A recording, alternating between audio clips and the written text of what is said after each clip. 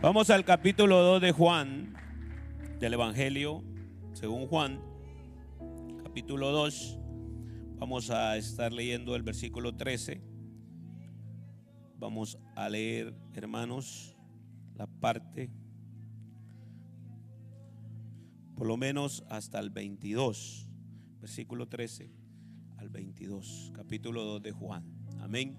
Qué bueno que estamos en la casa del Señor, hermano. Una bendición grande estar aquí, adorando a Dios. Seguro Dios nos va a hablar y nos va a bendecir en esta preciosa hora. La palabra de Dios se lee honrando al Padre, al Hijo y al Espíritu Santo. Estaba cerca la Pascua de los judíos y subió Jesús a Jerusalén y halló en el templo a los que vendían bueyes, ovejas, palomas y a los cambistas ahí sentados, y haciendo un azote de cuerdas echó fuera del templo a todos, las ovejas y los bueyes, y esparció las monedas de los cambistas y volcó las mesas. Y dijo a los que vendían palomas: quitad de aquí esto, y no hagáis de la casa de mi padre casa de mercado. Entonces se acordaron sus discípulos que está escrito: el celo de tu casa me consume. Y los judíos respondieron y le dijeron: ¿qué señal nos muestras ya que haces esto? Respondió Jesús y les dijo: destruí este templo en 3 días y lo levantaré. Dijeron luego los judíos: en 46 años fue edificado este templo, y tú en 3 días lo levantarás. Mas él hablaba del templo de su cuerpo. Por tanto, cuando resucitó de entre los muertos, sus discípulos se acordaron que había dicho esto y creyeron la escritura y la palabra que Jesús había dicho. ¿Cuántos creen la palabra del Señor? Amén. Puede sentarse. Amén. Retomamos entonces, hermanos, este evangelio. Estamos en este capítulo 2 y ahora vemos a Jesús ir a la Pascua. La Pascua era una fiesta muy apreciada por los judíos. Ustedes saben la historia de la Pascua, la hemos hablado muchas veces, de que la Pascua era una fiesta que Dios le dio a Israel para que no se olvidara, amén, para que no se fuera a olvidar de donde Dios lo había sacado y que habían sido librados de la muerte. Nosotros como iglesia celebramos, ¿verdad?, la Santa Cena. Amén. ¿Cuánto les gusta celebrar la Santa Cena? Porque la Santa Cena es la representación de la Pascua, la que Cristo nos dejó. Amén. Que nosotros celebráramos la Santa Cena.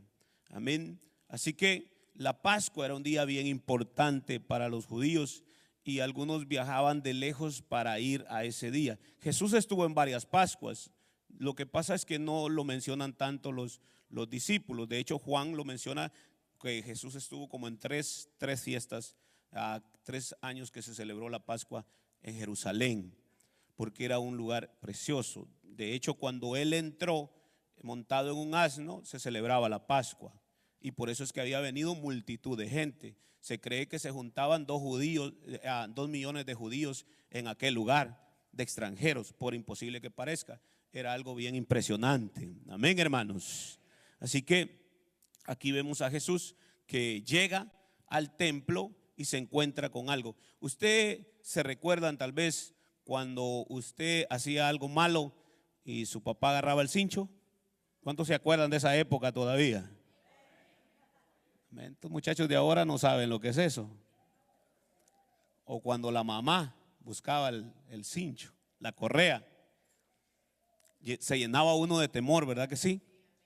Uno sabía que había hecho algo malo y que se venía algo serio.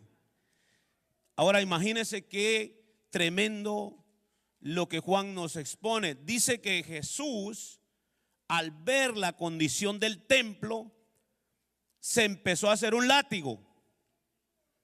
¿Usted cree que Jesús estaba contento? ¿Estaba alegre Jesús? No estaba contento por lo que veía. En el templo de Herodes, el que Herodes les había levantado, les había ayudado a construir a los judíos, habían varios lugares. Uno de los primeros era el atrio de los gentiles. El atrio de los gentiles era donde podían llegar de todo lugar, griegos romanos, podían llegar de todos los alrededores a orar y también a presentar sacrificio a ese lugar. Podían ahí comprar para que les hicieran el sacrificio. Ese era el atrio de los gentiles. Más adelante estaba el atrio de las mujeres. Las mujeres no estaban junto con los hombres, estaban aparte. Y ahí iban las mujeres a orar y a hacer lo mismo. Más adelante estaba el atrio de los judíos, de los hombres. Y ahí también se hacían las oraciones. Y más adentro estaba el atrio donde estaban los sacerdotes, donde se hacían los sacrificios por el pueblo.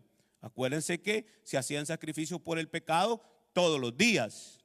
Y la Pascua, el día, una vez al año, se hacía la Pascua, el sacrificio por todo Israel. Se hacía una vez al año, cuando el sumo sacerdote entraba al lugar santísimo con la sangre del cordero. Amén, hermanos. Habían varias divisiones en el templo. Gloria a Dios que ahora no, hermanos. Yo no sé por qué muchos ni se acercan aquí. Amén. Todas esas divisiones se rompieron el día que Cristo murió en la cruz del Calvario. Amén, hermano.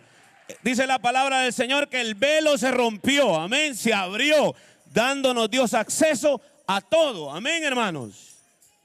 Entonces, eso es bien precioso porque hoy todos podemos acercarnos a Dios con corazones humildes. Amén.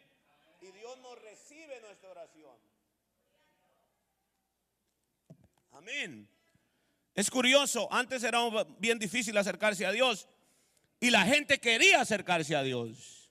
Y hoy es bien fácil acercarse a Dios y la gente no quiere acercarse a Dios. ¿Cómo son las cosas? ¿Verdad que sí? Entonces, usted se imagina, Juan dice que Jesús les dijo que parecía mercado la casa de Dios. ¿Se imagina cómo vio la escena Cristo? Que al lugar donde los gentiles podían llegar a orar, cómo se iban a concentrar orando, hermanos. Si alguna vez usted fue a algún mercado, levante la mano. ¿Cuántos han ido a un mercado así? No al Costco ni al Walmart. A un mercado. ¿Qué va a llevar, mamita? ¿Qué le doy?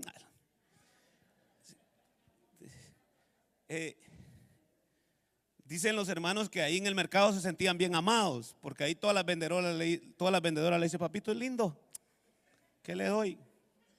¿Qué le doy, mi amor? Entonces, y habían varias cosas que pasaban. Bueno, el día de la Pascua era especial porque venían todos los judíos extranjeros. De hecho, cuando sucedió el Pentecostés en el capítulo 2 de Hechos, esa fecha era bien importante. Hacía 10 días antes había muerto Cristo, pero hacía 10 días antes se estaba celebrando la Pascua también en Israel. Vamos a Hechos capítulo 2. Miren Hechos capítulo 2 para que vea la cantidad de gente que se encontraba ahí. Judíos extranjeros que habían emigrado a otros lugares. Hechos capítulo 2. Si va conmigo al versículo 5 en adelante. Vamos a ver. Moraban entonces en Jerusalén judíos varones piadosos de todas las naciones bajo el cielo. ¿De dónde habían venido? De todas las naciones. Habían venido. Y hecho este estruendo, se juntó la multitud y estaban confusos, porque cada uno les oía hablar en su propia lengua. Algunos habían nacido en otro país extranjero. Y estaban atónitos y maravillados, diciendo: mirad, ¿no son estos galileos todos estos que hablan? ¿Cómo pues les oímos nosotros hablar cada uno en nuestra lengua en la que hemos nacido? Y mire, aquí están las naciones que estaban ahí: partos, medos, elamitas y los que habitamos en Mesopotamia, en Judea, en Capadocia, en el Ponto y en Asia, en Frigia, en Panfilia, en Egipto y en las regiones de África, más allá de Cirene, y romanos, a quienes residentes, también judíos como prosélitos.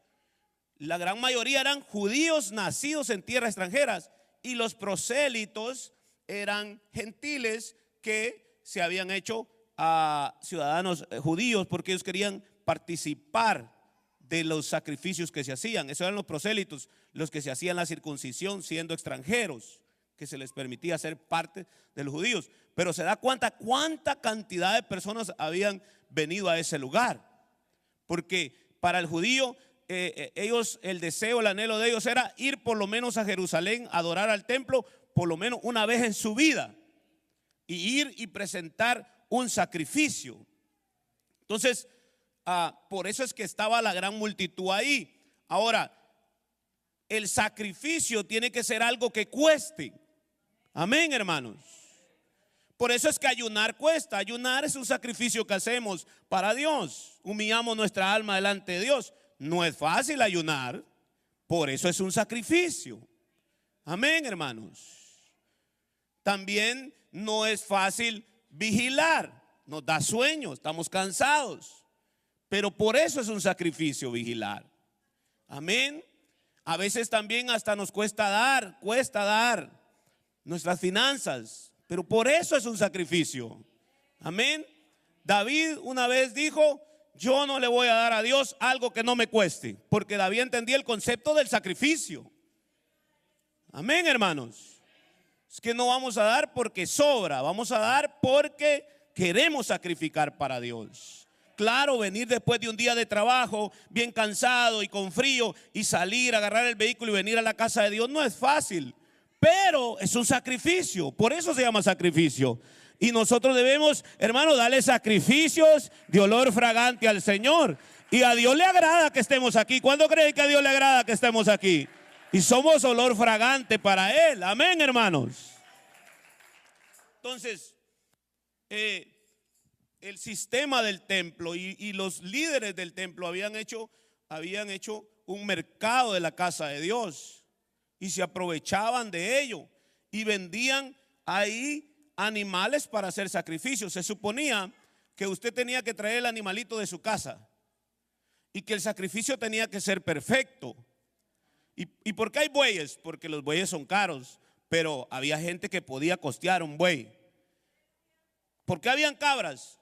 Porque la cabra era menos cara que el buey, pero habían personas que tenían la capacidad de comprar esa cabrita. No podían comprar el buey, pero podían comprar esa cabrita, ¿verdad? ¿Y por qué palomas?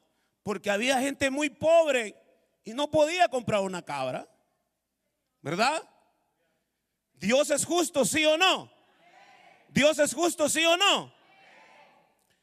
¿Por qué es que se estableció el diezmo? ¿Por qué Dios estableció el diezmo como ofrenda nuestra? Porque Dios es justo. Nadie da más. Todos damos el 10% de lo que ganamos. ¿Comprenden? Sea el más millonario, puede ganar millones, tiene el 10 va a dar. Sea el más pobre, ¿cuánto le va a dar a Dios? El 10%. Eso es. A usted no le gusta que les hable el diezmo, porque algunos se ponen serio conmigo. ¿Ya? Hay gente muy buena para predicar, pero no le gusta diezmar.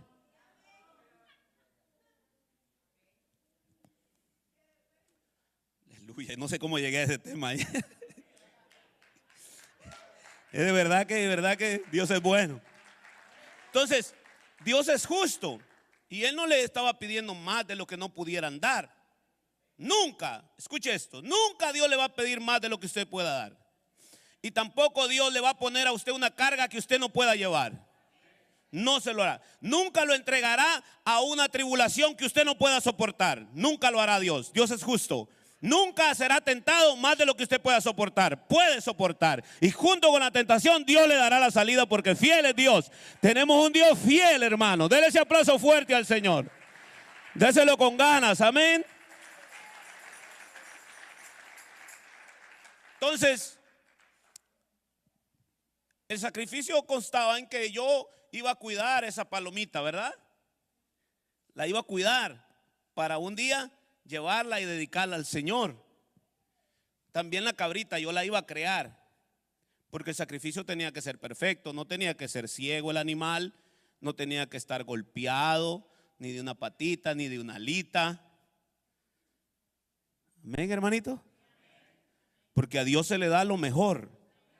A Dios no se le pueden dar sobras.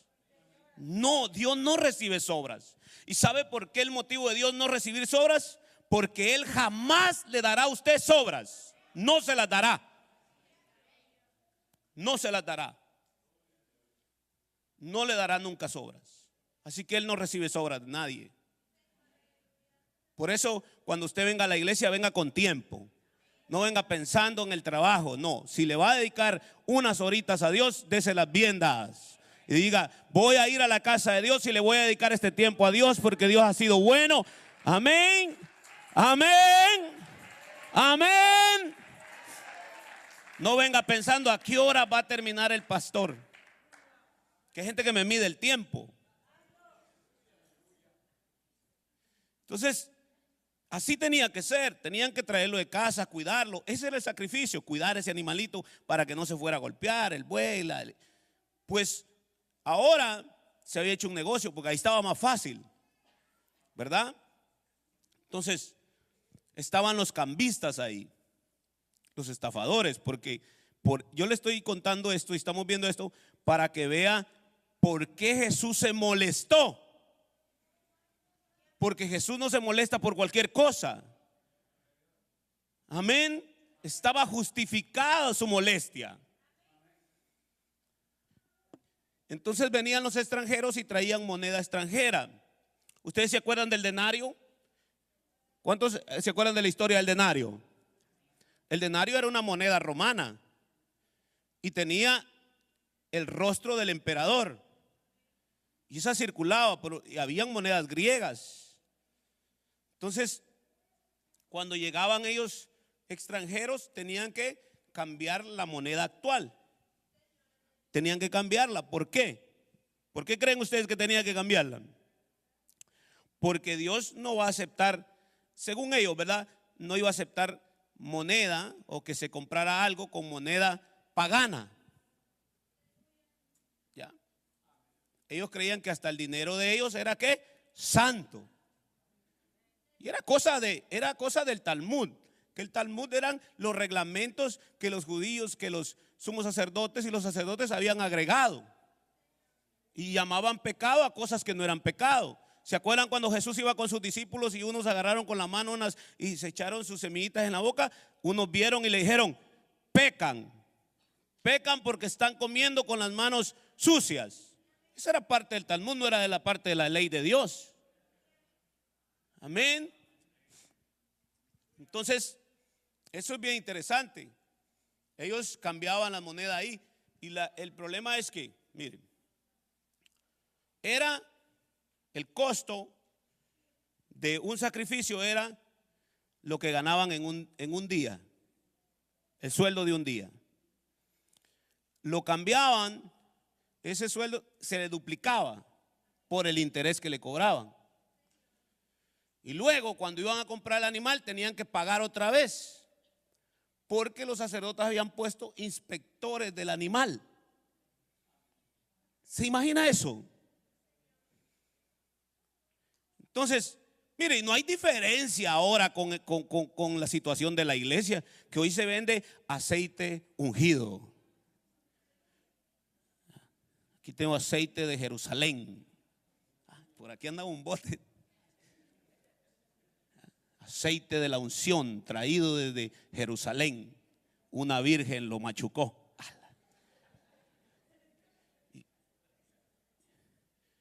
Y solo $1,000. Esas son las tonterías que se ven ahora en los templos. ¿Usted cree que Dios está contento con eso? Y que venga, que haga un pacto y su hijo va a ser sanado. Dios puede sanar a su hijo sin cobrarle ni un centavo. Amén. ¿Cuántos dicen amén a eso? Dios es poderoso, hermanos.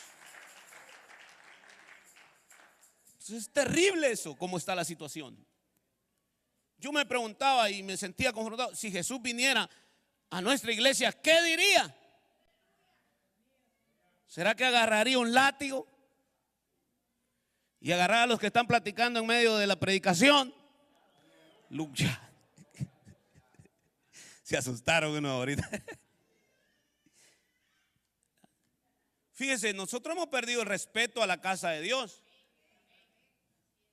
Porque es verdad, estas son 4 paredes, pero estas 4 paredes fueron apartadas y separadas para culto a nuestro Dios.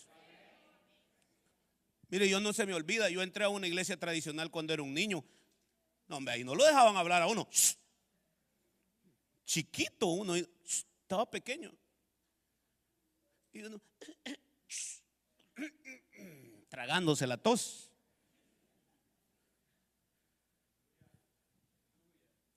Tremendo el respeto y yo me sentí confrontado, hermano, de verdad. Porque a veces hay hermanos orando y nosotros a veces hasta riéndonos, ¿verdad? Y yo me sentí mal, de verdad, cuando empecé a estudiar esto. Y me puse a pensar, si Jesús viniera a nuestra iglesia, ¿qué diría? ¿Será que sacaría un látigo también? Sinceramente. Porque esta no es su casa, ni la mía. Fíjese, usted en su casa, usted puede ir, quitarse los zapatos y tirarlos en la sala. Y mire, meter los calcetines debajo del colchón. Aquí hay gente que pega chicles debajo de las sillas, porque piensan que están en su casa. Y entonces tenemos pastores, movie night, poniendo películas en las pantallas y haciendo un gran relajo. Y se nos olvida que esta no es nuestra casa. Si usted quiere ver una movie, ahí está el cine, no, y se paga por entrar ahí. Aleluya. Una movie night cristiana. No, este no es cine. La casa del Señor es para adorar y orar y recibir palabra de Dios. Amén, hermanos. Amén. Es la verdad. La verdad duele, pero es la verdad.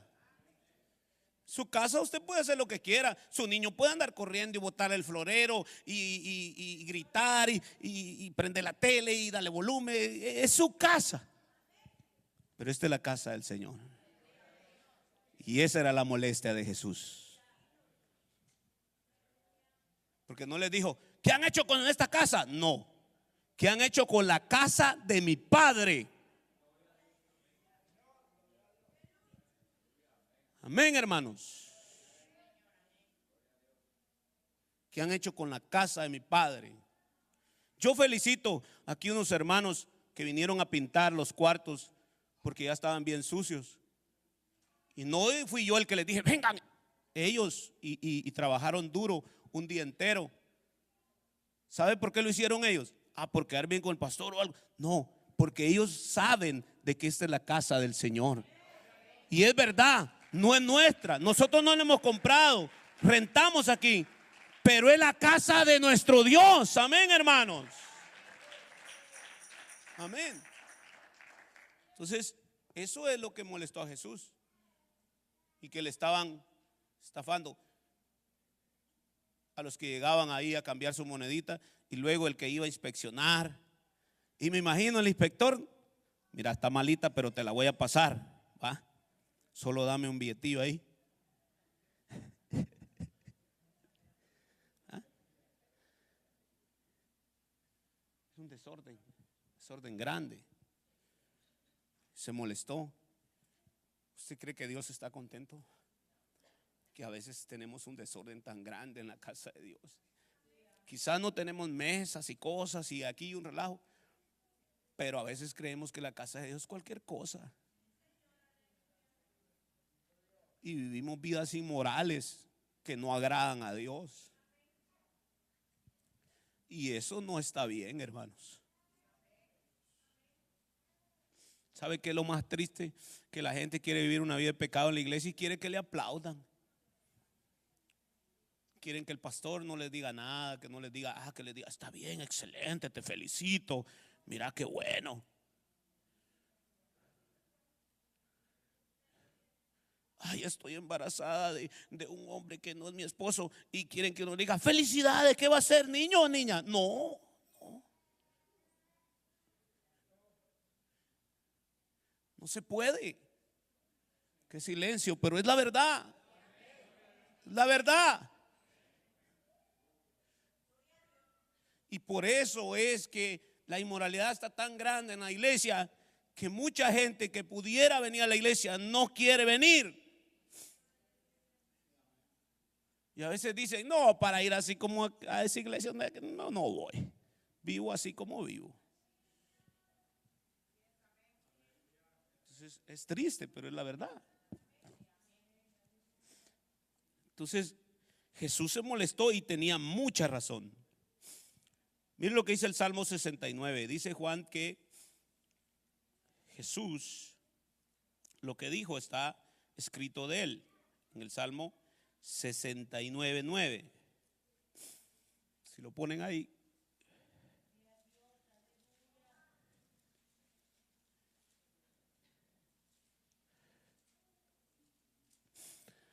Porque me consumió el celo. Amén. Me consumió el celo de tu casa.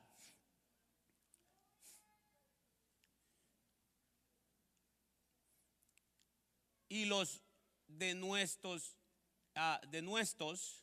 los que se vitupereaban, cayeron sobre mí. Se indignó, quiere decir esa palabra, de nuestros. Jesús estaba indignado. ¿Qué es estar indignado? No lo puedo creer que esta es la casa de mi Padre. Ven, hermanos. Estaba indignado de lo que veía ahí. Y ¿sabe por qué Juan dice eso? Porque ese versículo es profético y está hablando de que Jesús era el Mesías. Mira la escena de Jesús. Hizo un látigo. Yo no creo que para jugar con él. Me imagino yo que les dio duro a los que estaban ahí vendiendo. Y ya se imagina el gran desorden. Los bueyes empezaron a salir, las cabras también, las palomas por allá, las jaulas. Y le dio vuelta, dice, a la mesa de los cambistas. Les dio vuelta. Eso no lo podía hacer cualquiera. Ahí mismo lo hubieran matado. Pero Jesús no era cualquiera. ¿Sabe? Esa escena de lo que Jesús hizo es una manifestación de la divinidad de Cristo. Amén. Que en Cristo estaba depositada toda la deidad, como dice Colosenses. Dice que toda la divinidad, toda la deidad de nuestro Dios estaba en la persona de Cristo. No era cualquier persona la que llegó ahí. Llegó el mismo Dios a hacer un reclamo por lo que es de Él. Amén, hermanos. Y usted puede decir, pero aquí tenemos bonito el templo. ¿Sabe lo que dice el Nuevo Testamento de nosotros? Dice que nosotros somos templo y morada de su Santo Espíritu. Leamos unas citas bíblicas para que veamos, para que vea. Primera de Corintios 3:10. Veamos 1 Corintios 6:19. 1 Corintios 6:19. Porque usted puede estar diciendo, no, aquí no pasa eso. Bueno, 1 Corintios 6:19. Dice, ¿o ignoráis que vuestro cuerpo es templo del Espíritu Santo, el cual está en vosotros? ¿Dónde mora el Espíritu Santo? El cual tenéis de Dios. Y yo quiero que leamos todos, porque hay gente que todavía dice, a mí qué me importa lo que diga el pastor, yo hago lo que se me da la gana, yo vivo como quiero. ¿Cuánto ignoran la Escritura? ¿Qué dice ahí abajo? Que no sois ¿qué? Vuestros. No sois vuestros. Desde el momento que usted vino a Cristo, usted le pertenece a Dios. y usted es templo y morada del Espíritu Santo. Mire lo que dice el 20. Póngame el versículo 20. Porque habéis sido ¿qué? Comprados por precio. Glorificad pues a Dios en vuestro cuerpo y en vuestro espíritu, los cuales son ¿de quién? De Dios. El cuerpo y el espíritu son de Dios. Ya no es suyo. Por eso es que la representación del matrimonio es la unidad entre Cristo y la iglesia. Y por eso es que dice la Biblia de que la mujer no se niegue al varón, ni el varón se niegue a la mujer. ¿Por qué? Porque los dos son uno. Cuerpo y espíritu, ¿qué son? Son uno. Y los dos le pertenecen ¿a quién? A Dios. Y usted es un templo. Mire lo que dice 1 Corintios, allá atrásito 3:16.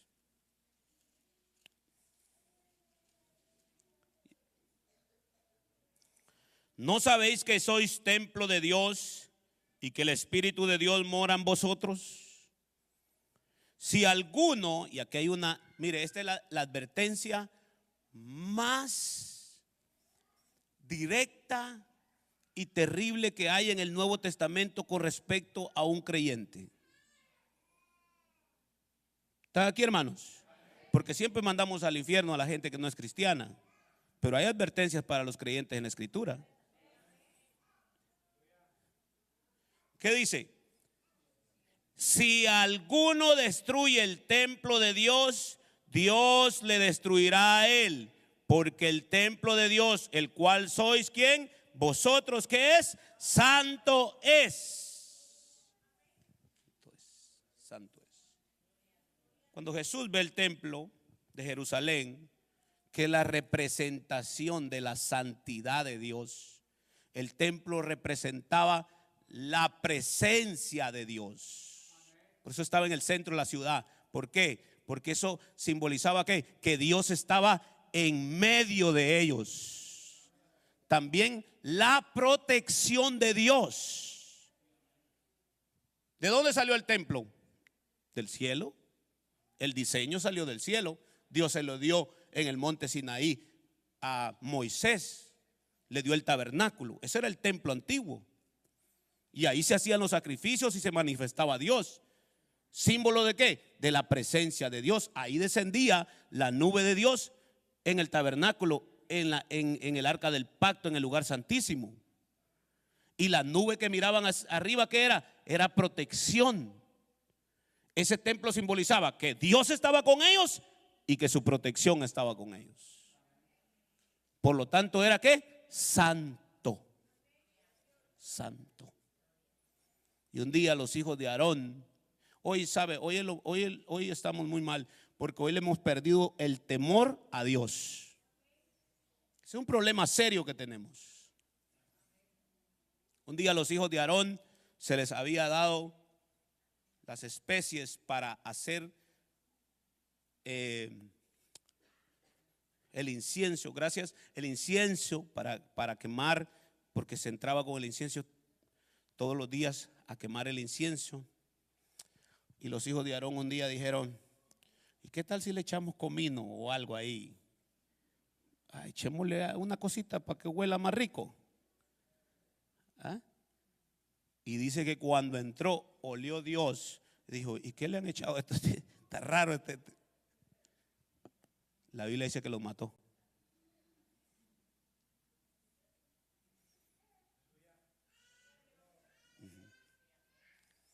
¿Por qué? Porque el templo es santo. El templo es santo. Imagínense, nosotros somos santos, hermanos. Qué poquito dicen amén. ¿No se lo cree? ¿No cree que la sangre de Cristo es poderosa para santificarlo, para limpiarlo? ¿Y qué debemos hacer? Cuidar eso. Cuidar eso. Amén.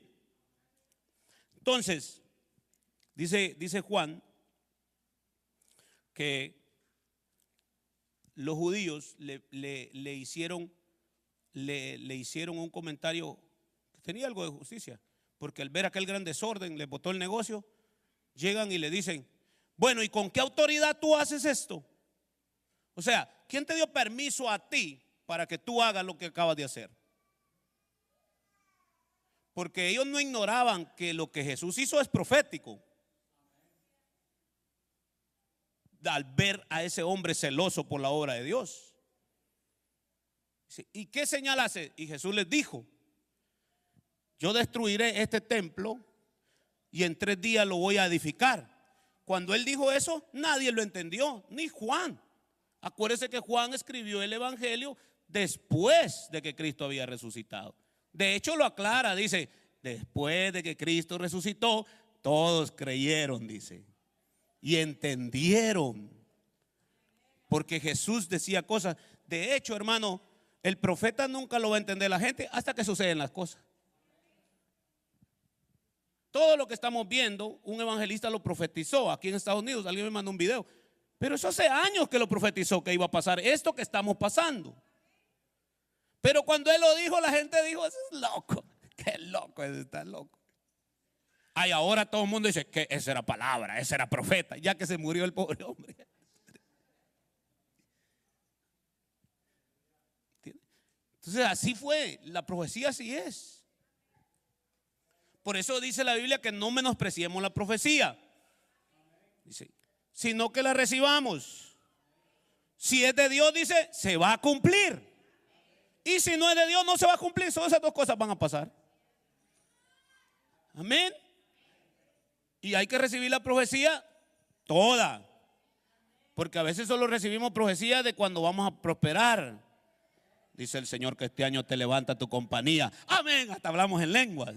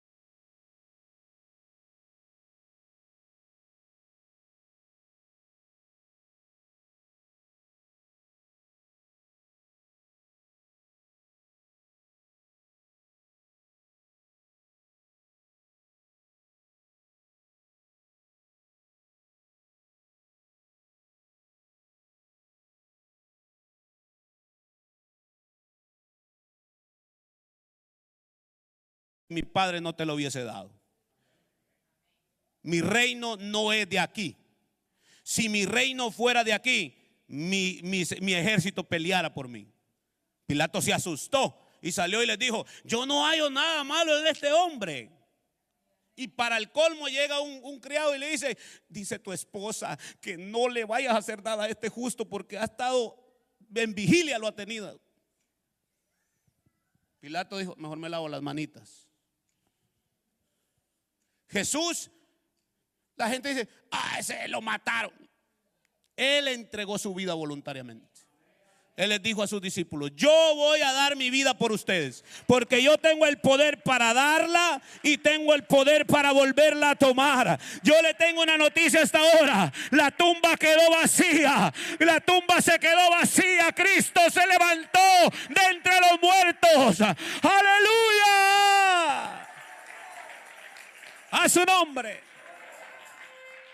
Cristo se levantó entre los muertos. Dice Juan, y entonces comprendimos que hablaba de su cuerpo 3 días y 3 noches. Y por eso él dice, yo lo destruiré, este cuerpo. ¿Se da cuenta? Ay, pobrecito Cristo, qué lástima mi Jesucito. Él no quiere que usted le tenga lástima, ni yo le tengamos lástima. Él lo hizo por amor a nosotros. ¿Qué quiere que tengamos? Que nos arrepintamos y creamos en su nombre para que podamos heredar el reino de los cielos. Amén, hermanos. Ese fue Cristo. Y él les profetizó eso y les dijo esto. Y ellos se molestaron en gran manera. Pero leamos los últimos versículos ya para terminar. Versículo 23. Estando en Jerusalén, el versículo 23, estando en Jerusalén en la fiesta de la Pascua, muchos creyeron en su nombre. Después de que él hizo esto, muchos creyeron que Jesús era el Mesías. Al ver que no le hicieron nada, que ni el sumo sacerdote ni los sacerdotes pudieron hacerle nada, creyeron en su nombre, viendo las señales que hacía. Amén. Me encanta lo que Juan dice, señales, manifestaciones de poder. Dice Mateo que en ese momento vinieron y le trajeron enfermos y él los sanó, ciegos, cojos. Hizo obras. Después de que hizo esto, hizo sanidades. Y las sanidades eran ¿qué? Una señal para el que no cree. Amén, hermanos. ¿Saben? Los milagros en la iglesia, nosotros nos beneficiamos de ellos, pero los milagros que suceden en la iglesia son para testimonio al que no cree, para que ellos viendo crean de que Cristo es real. Amén. Un creyente no necesita, un cristiano, un creyente, alguien que ya ha entregado su vida a Jesús, ha crecido en Dios, en fe, no necesita ver un milagro para creer. Amén. Yo no necesito que un paralítico se levante aquí, porque yo sé que Dios es poderoso para levantar un paralítico, y no solo un paralítico, resucitar a un muerto. Amén, hermanos. No viva por milagros. La gente vive por milagros. Hoy la gente vive por milagros. Los milagros son buenos, pero no salvan a nadie. Y son buenos y Dios los hace, porque Dios es un Dios de milagros. Pero son señales al no creyente. ¿Ven? Pero Jesús mismo no se fiaba de ellos, porque conocía a todos. Jesús, Él conoce todo. La omnisciencia de Dios estaba en Él. Todo. Él conoce todo de nosotros. Todo lo que hicimos hoy, hasta lo que comimos hoy. Aleluya. Amén. Lo que hablamos hoy, lo que pensamos hoy. No, vengan, arrepentámonos todos, vengamos al púlpito, vamos a adorar. Él lo sabe todo. Amén. Y él no se fiaba. Todo el mundo quería, sí, pero Jesús sabía que esa misma gente que lo quería hacer rey en ese momento, lo iba a estar crucificando más adelante. ¿Cuántos no? Vaya, si yo digo aquí, ¿a cuántos los han traicionado? Todos van a levantar la mano. Y usted diría, es que no sabía que me iban a hacer esto. Claro, usted no sabía, y eso es lo impresionante de Cristo, que Él sí sabía, y aún así entregó su vida por nosotros. Qué amable Dios. Dele un aplauso fuerte al Señor. Y no tenía necesidad que nadie diese testimonio del hombre, pues Él sabía lo que había en el hombre, en el corazón del hombre. Amén, hermanos. Cristo lo sabe todo de nosotros. Voy a remarcar 3 cosas que tienen que ver con el templo, por las cuales Jesús se molestó. Y termino. Profanaban el templo. Un culto sin reverencia a Dios. Un culto sin reverencia a Dios. ¿Sabe que no importa quién se pare aquí a predicar, es Dios el que está hablando a través de esa persona? Sea un niño. ¿Qué debemos de hacer nosotros? Poner atención para poner la palabra en nuestro corazón. Amén, hermanos. Yo aquí a veces tengo un problema, porque a veces he hallado reuniones allá afuera a la hora del culto, contándose. ¿Y cómo le fue? Ay, a mí solo me salió en el cheque 320. Ay, qué poquito. ¿Y cuánto le pagan a la hora? Allá a la hora que está aquí la alabanza, adorando a Dios. No crean, yo de repente me voy mi paseadita.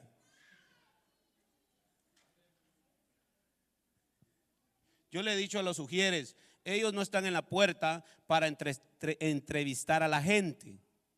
Ellos están ahí para abrirle la puerta para que entren al santuario. Amén, hermanitos.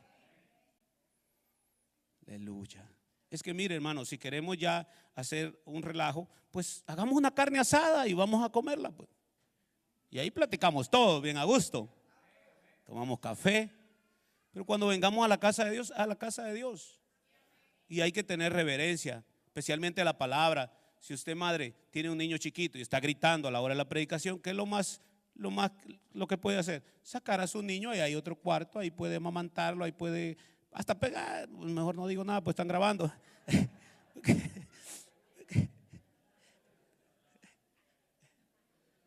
Disciplinarlo, pues. Sí. Y sabe, no le dé la tablet aquí adentro, ni el teléfono a su hijo para que se entretenga mientras está el servicio, porque usted no le está dando una buena enseñanza de lo que venimos a hacer aquí. Porque un día va a pasar un ujier, le va a quitar el teléfono o la tablet y ya no se lo vamos a devolver. Porque yo necesito una tablet para irme actualizando aquí. Yo soy vieja escuela. Y un iPhone, pero más, y los niños andan buenos iPhone. Quiero uno. Si le va a dar de comer a su niño, no es pecado que le dé comer a su niño si le da hambre. Vaya, ¿qué le digo? ¿Es pecado? ¿Dónde va a ir a darle comer al niño? Allá hay cuarto para darle de comer a su niño. Usted le puede dar comer ahí, ¿verdad? Y no se quede jugando con el niño. Cuando termine de comer, vámonos pues, vámonos. Entonces, necesitamos como tener más reverencia a lo que venimos a hacer a la casa de Dios. Los sacrificios no podían sustituir a un corazón arrepentido. Jesús se molestó porque la gente pensaba que los sacrificios era suficiente. No, el Señor quiere nuestro corazón. Un corazón contrito y humillado no despreciará a Dios. Amén, hermanos. Asegúrese de traer un corazón contrito y humillado a la presencia de Dios. Entonces, se hacía lo que se hacía. Tal vez no era malo vender cosas así, pero el lugar donde se hacía estaba el problema. Amén. No se podía. ¿Okay? ¿Quién me va a comprar el aceite de la unción? Vamos a orar entonces.